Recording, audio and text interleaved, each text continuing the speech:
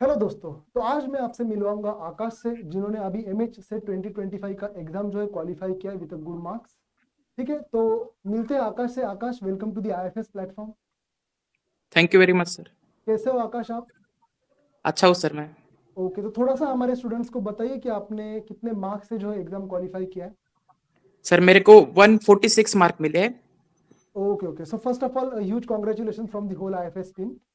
Thank you sir. तो मैं आपसे ये पूछना चाहूंगा स्टार्टिंग में कि सेट देने का आपने कब सोचा? जब आप एमएससी कर रहे थे या ग्रेजुएशन कर रहे थे, या किसी सीनियर से, आपके टीचर से पता चला कि सेट करके कोई एग्जाम है? सर मेरी फैमिली बैकग्राउंड में मेरी मम्मी प्रोफेसर है तो ओके ओके, तो फिर उसके बाद फिर आपने तैयारी शुरू की? हाँ जी सर। तो पहले से ही डिसाइडेड था कि सेट एग्जाम देनी है? Yes sir. तो सेट के साथ साथ सेट नेट ये सारे भी आपने एम ऑब्वियसली हाँ रखे सर। होंगे? दिए। ओके ओके, तो जब आपने प्रिपरेशन स्टार्ट की तो कैसे आपने शुरुआत की? रेफरेंस बुक से किया, या यूट्यूब पे पहले सिलेबस देखा, वेबसाइट पे जाकर सारी इंफॉर्मेशन ली? तो मेरे को सबसे पहले मैं वेबसाइट पे गया था एसएसपीयू के। ओके वहां से मुझे सिलेबस पता चला। ओके तो फिर मैं अपने रेफरेंस बुक से पढ़ रहा था फर्स्ट अटेम्प्ट में, ओके। जो मेरे एमएससी के वक्त दिया मैंने। तो हम्म, उसमें मेरे उतने स्कोर नहीं आए फिर। ओके तो फिर मैंने यूट्यूब पे सर्च किया तो मुझे आपका प्लेटफॉर्म पता चला। ओके तो फिर वहां से मैंने फिर पढ़ाई कंटिन्यू करी। तो ओके सेकेंड अटेम्प्ट में मेरा निकल गया सर। ओके। तो पहला अटेम्प्ट जो था आपका एमएससी फर्स्ट ईयर में था? सेकेंड ईयर में। सेकेंड ईयर में, और उसके बाद जो है आपने एमएससी के बाद जो है सेकेंड अटेम्प्ट दिया और आपका क्लियर हो गया? हाँ सर। तो आपने कुछ चेंजेस किए जैसे फर्स्ट अटेम्प्ट में प्रिपरेशन में? क्योंकि आपने कहा कि फर्स्ट अटेम्प्ट जो है सिर्फ आपका 3 to 4 मार्क्स से नहीं हुआ था, हाँ और जी। सेकेंड अटेम्प्ट में फिर हो गया। तो आपने क्या ऐसे बदलाव किए कि सेकेंड अटेम्प्ट में आपका कॉन्फिडेंटली हो गया? हाँ, तो सेकेंड अटेम्प्ट के दौरान ना मैंने केमिस्ट्री के जो चैप्टर्स है वो बढ़ा दिए। और ओके ओके पहले मैंने सिर्फ फिजिकल का किया था पार्ट और अपना ऑर्गेनिक का। तो ओके बाद में मैंने पूरा आपके यहाँ से पढ़ के पूरा इनऑर्गेनिक भी उसमें ऐड कर दिया। Okay okay. तो आपका स्पेशलाइजेशन किस में है? फिजिकल में सर। अच्छा, फिजिकल में। तो आई थिंक आपने फिजिकल और इनऑर्गेनिक के ऊपर ज़्यादा फोकस किया होगा, ऑर्गेनिक को थोड़ा सा हल्के में छोड़ा होगा आपने। हाँ सर। यूजुअली यही होता है कि जो आपका स्पेशलाइजेशन होता है वो तो हम करते ही करते हैं, बट जो हमारा थर्ड सब्जेक्ट होता है उसको हम थोड़ा सा इग्नोर करते हैं। हम्म। तो जो भी स्टूडेंट्स यहाँ पर देख रहे हैं वो इस बात को थोड़ा सा ध्यान दें कि तीनों सब्जेक्ट यहाँ पर पढ़ना जरूरी है, नहीं तो 3-4 मार्क्स से भी आपका जो है अटेम्प्ट चला जाता है। तो जैसे ऑर्गेनिक इनऑर्गेनिक फिजिकल हो गया आकाश, तो तीनों सब्जेक्ट के आपने सारे टॉपिक्स पढ़े थे या कुछ ना कुछ ऑप्शन के लिए छोड़ा भी था? अभी फिजिकल का तो मैंने ऑलमोस्ट सभी पढ़ दिया था, ओके। इनऑर्गेनिक का भी ऑलमोस्ट सभी कर दिया। यस। ऑर्गेनिक के मैंने एक दो ही चैप्टर किए थे बस। ओके, कौन से किए थे वैसे? ऑर्गेनिक स्पेक्ट्रोस्कोपी किया था। ओके फिर अपना जो रिएजेंट हो गया उतना मतलब बेसिक वाले कर दिए थे मैंने। Okay okay. तो उसके लिए कोई रेफरेंस बुक यूज की थी या यूट्यूब वगैरह से आपने डायरेक्टली? नहीं, वो हमारे एमएससी के दौरान जो सिखाया था वही ओके वही किया उसमें। Okay okay. तो एमएससी को आपने फॉलो किया, उसके नोट्स, और फिर आपको उसकी मदद मिली? हाँ जी सर। ओके, चलो सही है। और पार्ट ए के बारे में कुछ बताएंगे? पार्ट ए के लिए कुछ आपने प्रिपेयर किया होता, एप्टीट्यूड वाला हाँ, पार्ट? तो पार्ट ए के लिए ना सर मैंने प्रीवियस ईयर के 5 ईयर्स के क्वेश्चन पेपर निकाले। ओके। और उसमें से मुझे ऐसा पता चला कि 3 सेगमेंट में पेपर वन डिवाइडेड है। एक हम्म। तो अपना जनरल नॉलेज का हो गया, दूसरा अपना जनरल एप्टीट्यूड हो गया उसमें, और फिर बिल्कुल। एक है पैसेज। ओ यस। तो जनरल एप्टीट्यूड के लिए तो आपको कुछ जनरल एप्टीट्यूड के लिए प्रिपरेशन की कोई जरूरत तो है नहीं। हम्म। वो अपन वहां पे भी सॉल्व कर सकते, बिल्कुल। पैसेज भी अपन देख के सॉल्व कर पाते। ओके लेकिन जो ये था अपना जनरल नॉलेज का पार्ट, तो उसमें से मैंने जो भी क्वेश्चंस है 5 साल में आए वाले, वही क्वेश्चंस कुछ ना कुछ हद तक रिपीट कर रहे थे। ओके। हम्म। तो आपने ये तो उस ट्रेंड ऑब्जर्व किया ऐसा लगता है हाँ, मुझे। ट्रेंड ऑब्जर्व किया, फिर मैंने उसके रिगार्डिंग उससे रिलेटेड खुद ही नोट्स बनाए गूगल सर्च करके, एआई का यूज करके, और फिर उन्हीं का मैंने रिवीजन कर लिया। Okay okay. तो फिर आपने कोई बुक वगैरह नहीं फॉलो की है, सिर्फ नहीं आपने नहीं sir. Previous year question paper से जो है आपने हाँ सर। ये किया है? चलो बढ़िया। और आपके कितने मार्क्स बने थे पार्ट ए में? 74 सर। ओके, तो पार्ट ए में 74 और पार्ट बी में आपके बचे हुए जो मार्क्स थे वो थे? 72। ओके, चलो बहुत बढ़िया। तो पार्ट ए 74, यानी कि आपके जो है अराउंड 36 क्वेश्चन जो है 37 आपके सही आए हैं। हाँ सर। तो आपने कुछ ऐसा टारगेट रखा था कि पार्ट ए में मुझे एटलीस्ट मिनिमम इतने नंबर ऑफ क्वेश्चन सही चाहिए, फिर I will be on the safer side? 35 question आएंगे तो सेफ था, मैं ऐसा मेरे को पता था, तो आ भी गए उस हिसाब से। हाँ वही है, क्योंकि सेट का जो भी आपका कट ऑफ हमेशा लगता है आई थिंक 154 156 के आसपास ही लगेगा। इस बार का भी जो कट ऑफ है जनरल कैटेगरी का 156 ही आया है, आई थिंक 156.5। 160 पे है सर। कितना आया है? 160। 160 आया है। ओके हाँ, तो अगर आपको मान लीजिए मिनिमम 70 to 80 मार्क्स भी अगर एप्टीट्यूड से आ गए, तो फिर आपका थोड़ा सा जो भार है वो केमिस्ट्री के ऊपर थोड़ा सा कम हो जाता है। हाँ तो आपने केमिस्ट्री के भी सारे प्रीवियस ईयर क्वेश्चंस सॉल्व किए थे, या हाँ सर। क्वेश्चन सॉल्विंग के आपकी बारे में थोड़ा बताइए कैसे किया थी आपने आपकी प्रैक्टिस? एक बुक आती है आईएफएस की, हाँ। सीएसआर की इसकी, तो ओके। उससे मैंने प्रिपरेशन किया था। और जो अपना नेट का वेबसाइट पे मिलता है अपने सेट का पेपर, हम्म।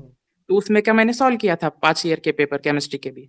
ओके ओके, तो नेट के भी किए थे और आपने सेट के भी किए थे, हाँ तो सर। इसके साथ साथ आपकी नेट की भी तैयारी हो चुकी है। हाँ सर, और तो इसके उसका भी बाद आने आप वाला है। सीएसआर नेट के लिए भी प्रिपेयर कर रहे होंगे? हाँ सर, वो भी अभी आने वाला है रिजल्ट। वो भी अच्छा ओके। पॉजिटिव न्यूज है सर। ओके चलो बढ़िया, उसके कितने मार्क्स बन रहे हैं वैसे आपके? 80 के अराउंड जा रहे सर। ओके ओके चलो, तो फिर इसके बाद आप दिसंबर के लिए भी ट्राई करोगे ही करोगे? ओके चलो। तो जब आप एग्जाम देने से बाहर आ गए एग्जामिनेशन हॉल से, तो पहला आपका ये क्या था, रिएक्शन कैसा था कि एग्जाम हो जाएगा क्वालिफाई, या आप थोड़े से डबली माइंडसेट में थे कि हो भी सकता है नहीं भी हो सकता है? होने का ही चांस था सर, क्योंकि जब मेरे जनरल एप्टीट्यूड के इतने सारे बने क्वेश्चन, तो मुझको हम्म। पता था ये होने वाला है अभी। ओके ओके, और केमिस्ट्री के पेपर के लिए कुछ स्ट्रैटेजी आप सोच के गए थे कि अच्छा पहले सारे सिर्फ फिजिकल के ही मैं देखूंगा क्वेश्चंस, क्योंकि आपका फिजिकल स्पेशलाइजेशन है, ऐसा कुछ? फिजिकल प्लस इनऑर्गेनिक दोनों का मैंने 100% किया था सर पूरा। ओके, तो पहले आपने फिजिकल और इनऑर्गेनिक के क्वेश्चंस लगाए, फिर उसके बाद जो है ऑर्गेनिक के जो भी आपको आ रहे थे वो आए। हाँ सर। और वैसे भी सेट के एग्जाम में कोई भी निगेटिव मार्किंग तो होता नहीं है, तो आपने सारे क्वेश्चन से अटेम्प्ट किए होंगे। हाँ सर। तो ऐसा भी था कि मतलब आप जैसे आंसर आपका आ रहा था किसी क्वेश्चन का, तो आप उसी समय ओएमआर शीट में मार्क कर रहे थे कि एट द एंड आपने पहले क्वेश्चन पेपर पे टिक किया, और एट द एंड 15-20 मिनट दिए मार्क मार्क करने के लिए, कुछ कैसे आपने फॉलो किया था? तो वही हो गया, फर्स्ट पेपर में जो था मैंने वो एट द एंड ऑफ में करना पड़ा मुझको। ओके और उसमें मेरे को टाइम की शॉर्टेज पड़ गई। ओके। वो एक्चुअली फर्स्ट पेपर जो था ना इस साल का, बहुत इजी पेपर था वो, हम्म। लेकिन टाइम कंस्ट्रेंट था उसमें बहुत। उसमें जनरल एप्टीट्यूड के क्वेश्चंस बहुत ज्यादा थे। Okay okay 30 okay. Question around general aptitude के थे, 30-35। तो उसको टाइम बहुत जा रहा था, लेकिन सॉल्व सभी हो रहे थे। हम्म। तो वहां पे मुझसे एक मिस्टेक हो गई कि मैं अपनी ब्रिस्ट वॉच लेके नहीं गया एग्जाम सेंटर में। ओके। तो वहां पे लास्ट में जब 5 मिनट्स बचे, मेरे 10 क्वेश्चन बच गए थे, फिर मैंने किधर भी सर्कल कर दिए, तो उसमें भी 6 रॉन्ग हो गए। वो भी बहुत इजी क्वेश्चन थे सर। अच्छा अच्छा चलो, ये तो होता है, टाइम मैनेजमेंट का थोड़ा सा इशू होता ही है सेट के पेपर में वैसे, क्योंकि अगर हम पार्ट बी की बात करें, आपको सिर्फ 120 मिनट्स मिलते हैं, और वैसे तो 100 क्वेश्चन देखने होते हैं, और मैक्सिमम टाइम क्वेश्चन देखने में और ओएमआर शीट मार्क करने में, मान लीजिए ऊपर के 20 मिनट भी गए तो एक क्वेश्चन के लिए आपको 1 ही मिनट मिलता है, अगर कैलकुलेशन के हिसाब से देखें तो वही है, वहां पर थोड़ा सा इशू हो भी सकता है। तो रेफरेंस बुक पढ़ना जरूरी है आपको लगता है, या एमएससी के पढ़ाई के ऊपर आपका एग्जाम हो सकता है, क्योंकि मैक्सिमम जो स्टूडेंट्स है एमएससी के बाद तुरंत सेट का एग्जाम देते ही देते हैं? पर्टिकुलरली सेट के लिए सर, आप वीडियो लेक्चर आपके अगर देख लिए और हम्म। एमएससी का अपना पढ़ा वाला कुछ आ गया, बस सेट आराम से इसमें निकल जाती है। रेफरेंस बुक की जरूरत नहीं पड़ती। सीएसआर नेट के लिए पढ़ सकती है, लेकिन सेट के लिए तो नहीं पड़ती। ओके हाँ, सेट का तो एमएससी के थ्रू वैसे हो ही जाएगा आपका, अगर आप एमएससी का भी प्रॉपरली सिलेबस कर लोगे तो। वैसे आपका मास्टर्स कहाँ से है? यूनिवर्सिटी, एसआरटीएमयू। ओके, नांदेड़ से है आपने कहा। ओके चलो, अब आगे आपका प्लान क्या है, मतलब आप रिसर्च में जाना चाहते हो या टीचिंग प्रोफेशन में आना चाहते हो, क्योंकि सेट का ये एक बेनिफिट होता है कि आप एज असिस्टेंट प्रोफेसर ज्वाइन भी हो सकते हो। तो अभी फिलहाल मैं रिसर्च के लिए गया हूँ। ओके दयानंद साइंस कॉलेज है लातूर का, ओके उसमें मैं रिसर्च एसोसिएट हुआ अभी फिलहाल। ओके। ओके, आप रिसर्च एसोसिएट हो पहले से? तो बाकी अभी सेट का भी रिजल्ट आ गया तो मैं ट्राई भी करूंगा, जहाँ कहीं पोस्ट पड़ती है वहां पे। ओके ओके चलो, ऑल दी बेस्ट। तो मान लीजिए कोई अगर ऐसा एक नया स्टूडेंट है जो जिन्होंने अभी तक एग्जाम नहीं दिया है सेट का, वो आपके पास आता है गाइडेंस के लिए और आपको पूछेगा कि मेरा फर्स्ट अटेम्प्ट है, तो आप उसको क्या गाइड करोगे, कुछ ऐसे बेसिक इंपॉर्टेंट पॉइंट्स आप बताएंगे उसे? पेपर 1 के लिए तो 5 इयर्स के आप पेपर देख लो पिछले, और उसमें के सब सॉल्व कर दो क्वेश्चंस। ओके। जो आपको नहीं आ रहे उसके आप नोट्स बना लो। आप हम्म। उसमें गूगल एआई सब यूज कर लो, आप नोट्स बना लो। हार्डली ओके आपका एक 10 दिन जाएगा उसमें। Okay okay. और बाकी आपके जो लेक्चर्स है, वीडियो लेक्चर्स केमिस्ट्री के, वो हम्म। आप कर लो। एटलीस्ट 2 तो केमिस्ट्री आपको करने पड़ेंगे, फिजिकल हो इनऑर्गेनिक हो। 2 कर लो आप, और आपका हो जाएगा सेट, 100% हो जाएगा। ओके ओके चलो, thank you so much Akash, काफ़ी अच्छा लगा आपसे बात करके। Once again huge congratulation from the whole IFS team. IFS आपके साथ हमेशा रहेगी, कभी भी आपको अगर ज़रूरत पड़े किसी भी हेल्प की, तो आप हमें बिल्कुल कांटेक्ट कर सकते हो। ठीक है, थैंक यू सर। चलिए थैंक यू सो मच। जो भी स्टूडेंट्स ने इस वीडियो को देखा है, तो कुछ कुछ चीज़ें जो है हमें यहाँ से सीखने को मिली है।